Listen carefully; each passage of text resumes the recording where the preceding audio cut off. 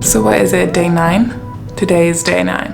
After my little check-in with you in the Mojave, we rode north out of the National Preserve, and we stopped in Baker and had a little late lunch at a Denny's. I know, super classy. From Baker, we took Death Valley Road and skirted the outside of the Death Valley National Park and got to see it at sunset, and it was absolutely gorgeous.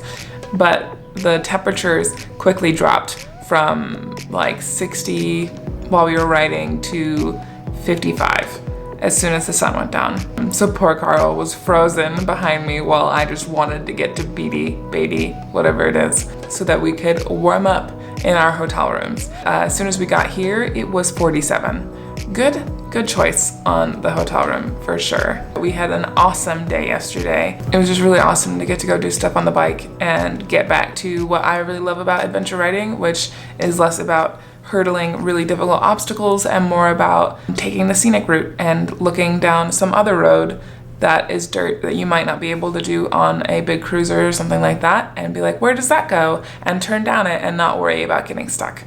I think this trip has definitely defined what I love about adventure riding and what I don't love about adventure riding. And there wasn't anything particularly exciting on the other side of that deep gravel, so it's not like we were working our way through this hurdle so that we could go see this really amazing, beautiful thing that you can't see anywhere else. You know, I really love doing Lowland Motorway. Like, even with the broken wrist thing, like, that road was beautiful. It was a little bit challenging, but it wasn't threatening, if that makes sense. That's just kind of where my mind's been lately. But it's good.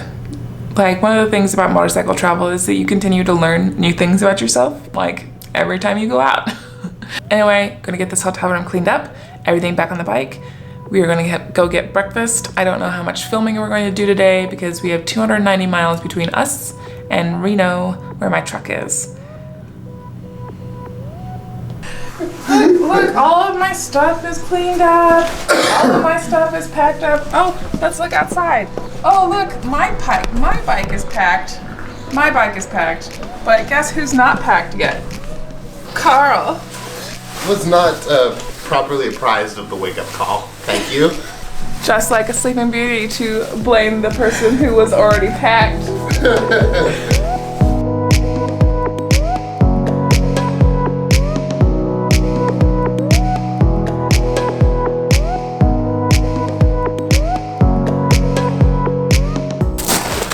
Karl and I are on the side of the road. We've went about 30 minutes and now it's 42 degrees and it's layering up time. It's fine. Just keep moving. Just keep moving.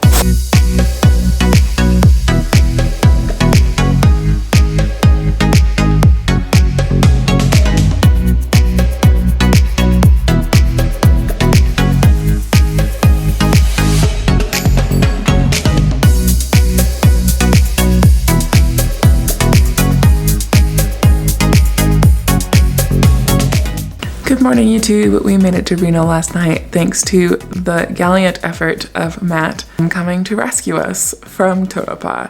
We left Beatty and it was cold and we stopped about a half hour later to layer up some more, and my wrist just kept hurting worse and worse, and the weather got worse and worse. We rode through a mini snowstorm and eventually stopped in Tonopah, and I couldn't bend my wrist without it hurting a lot.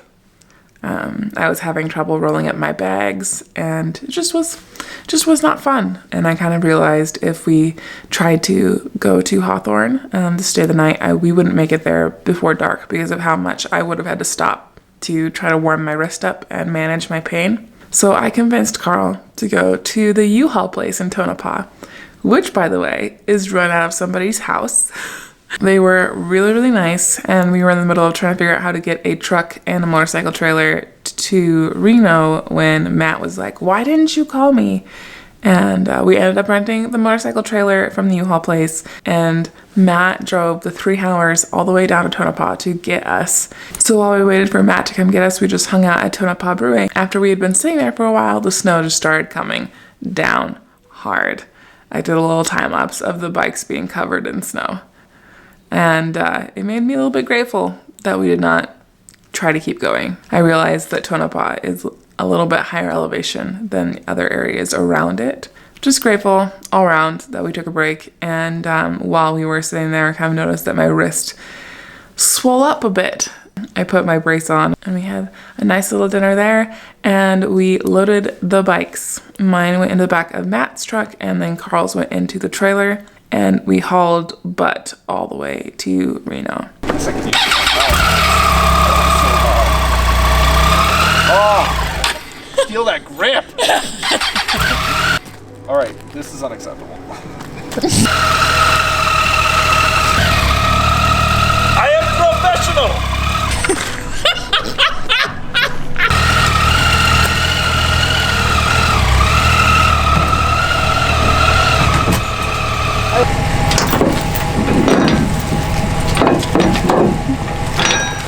Well, you know, it's dark and snowy.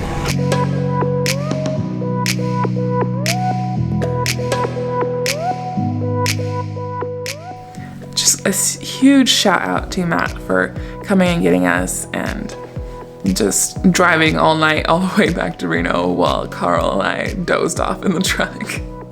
Today the plan is to unload my bike from Matt's truck, load it back into my truck, attach the trailer to my truck, and try to get to Portland tonight. This trip is just like one thing after another. It's been kind of crazy.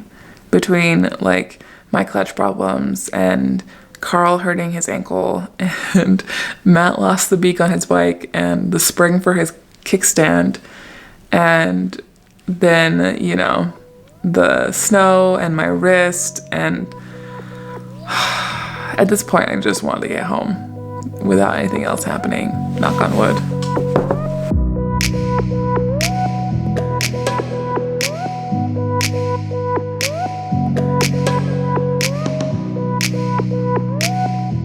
Already bleeding money like nobody's business. So Karl and I are making lunch on the side of the road. What are you having for lunch, Karl? Lasagna in a freezer bag, I think. I'm having 3 cheese chicken pasta, courtesy of Karl, because I already ate all my backpacker meals. You know, things you do when you run out of money because adventure.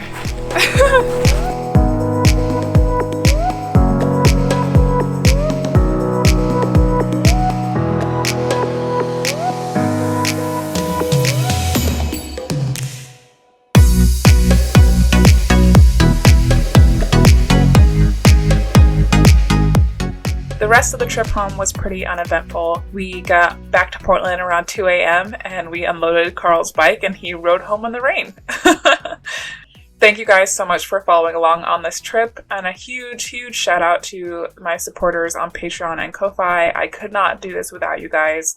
If you would like to support me on Patreon for as little as $1 a month, you can get early access to videos like these. Anyway, guys, thank you so much, and I will see you on the next adventure.